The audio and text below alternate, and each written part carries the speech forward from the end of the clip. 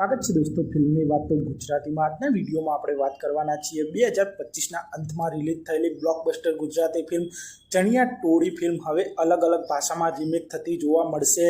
અને આ ફિલ્મના હિન્દી વર્ઝન વિશે વાત કરતા આ ફિલ્મના પ્રોડ્યુસર એટલે કે વૈસલભાઈ શાહે ખુલાસો કર્યો છે. અને વૈસલભાઈ શાહ ગુજરાતી સિનેમાના સક્સેસફુલ પ્રોડ્યુસરમાંથી એક છે. તેમણે બેક ટુ બેક ઘણી બધી સક્સેસફુલ ફિલ્મો આપી છે, જેમાં છેલ્લો દિવસ, શું થયું, 3 એક્કા, ફક્ત મહિલાઓ માટે, કરસનદાસ, પે એન્ડ યુઝ જેવી સુપરહિટ બેક ટુ બેક ફિલ્મો તેઓ પ્રોડ્યુસ કરી ચૂક્યા છે. તેમના કેરિયરમાં તેમને માત્ર એક જ ફ્લોપ ફિલ્મ આપી છે, 2018માં રિલીઝ થયેલી વાંઢા વિલાસ. એ સિવાય તેમણે જેટલી પણ ગુજરાતી ફિલ્મો પ્રોડ્યુસ કરી છે તે બધી જ ફિલ્મો બોક્સ ઓફિસ પર સક્સેસફુલ રહી છે.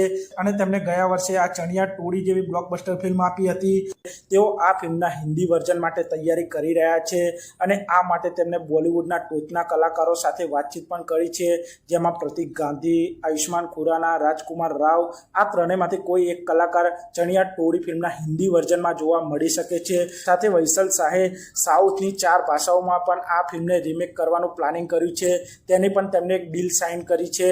એટલે આ બધા જ વર્ઝનમાં વૈસલભાઈ શાહ પ્રોડ્યુસર હશે અને વૈસલભાઈ શાહ આ ચણિયા ટોળી ફિલ્મની કહાનીને ઓલ ઇન્ડિયા લેવલે અલગ અલગ ભાષામાં દર્શાવવાનું પ્લાનિંગ કરી રહ્યા છે. એટલે કે આપ સૌને હવે યશ સોનીની આ ચણિયા ટોળી ફિલ્મ અલગ અલગ ભાષામાં રીમેક થતી જોવા મળી જશે. આ ફિલ્મોના રીમેક વર્ઝનથી વૈસલભાઈ શાહ ગુજરાતી સિનેમાનું નામ પણ ઊંચું થશે. અને આપ સૌ જાણો છો ચણિયા ટોળી ફિલ્મની કહાની દર્શકોને ખૂબ જ ગમી હતી.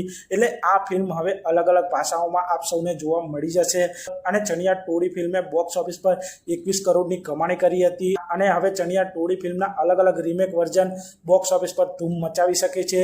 તો આપ સૌએ ચણિયા ટોળી ફિલ્મ જોઈ હતી કે નહીં તે કોમેન્ટ કરજો. અને આપ સૌ ચણિયા ટોળી ફિલ્મના આ અલગ અલગ રીમેક વિશે શું કહેશો તે પણ કોમેન્ટ કરજો. અને આપ સૌ આવા જ પ્રકારના વિડીયો જોવા માટે ચેનલને સબસ્ક્રાઇબ કરી દેજો, વિડીયોને લાઇક કરી દેજો અને જોતા રહો ફિલ્મી વાત.